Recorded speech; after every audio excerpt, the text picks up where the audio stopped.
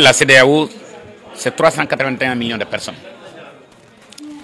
Dire que plus de 50 millions sont en situation de détresse alimentaire et que l'ARA a été créé depuis 2013, cela veut dire que fondamentalement, il y a quelque chose qui ne marche pas. L'Afrique, d'une manière générale, importe plus de 30 milliards de francs CFA en denrées alimentaires. Si on ne fait rien, ça va passer à 120 milliards. Et j'ai toujours l'habitude de dire que importer de la nourriture, c'est exporter des emplois. Il est temps que la CEDEAO, d'une manière générale, et les pays africains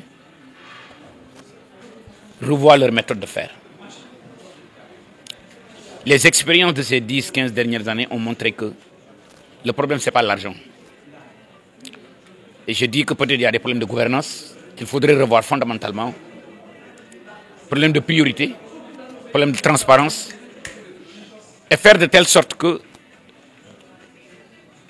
comme dit, les maigres moyens financiers dont on dispose, qu'on le rationalise. J'ai vu la CEDEAO faire des initiatives, l'IMOA faire des initiatives, les pays à leur niveau individuel faire des initiatives. Conjuguons ces efforts.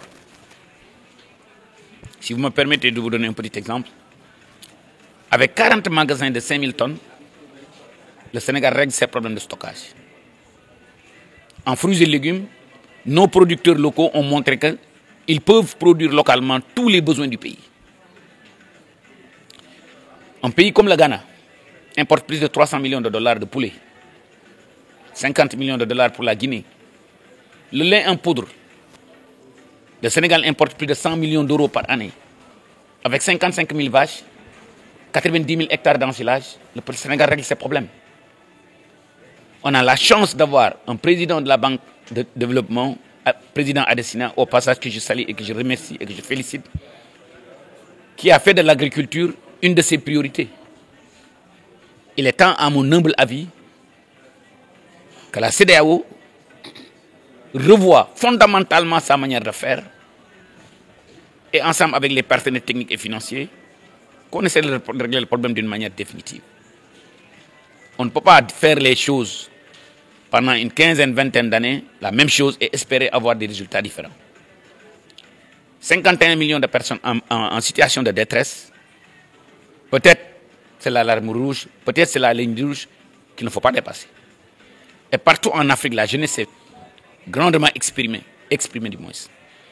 Tout récemment, on a vu au Sénégal comment la jeunesse et les femmes et les populations, d'une manière générale, s'est exprimée.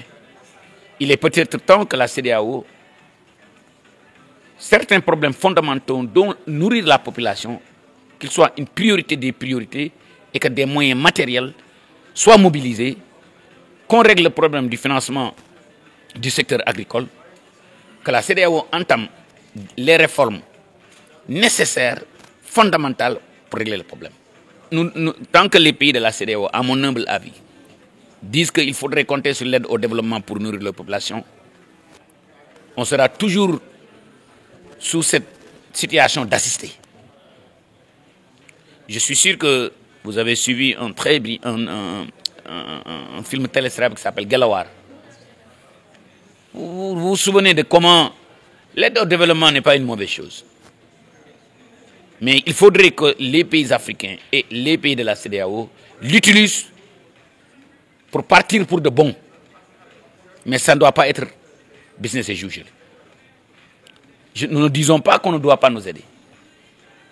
Vous imaginez seulement si tous les pays de la CEDEAO se disent on va solariser, on va mettre de l'énergie solaire dans toutes les exploitations agricoles.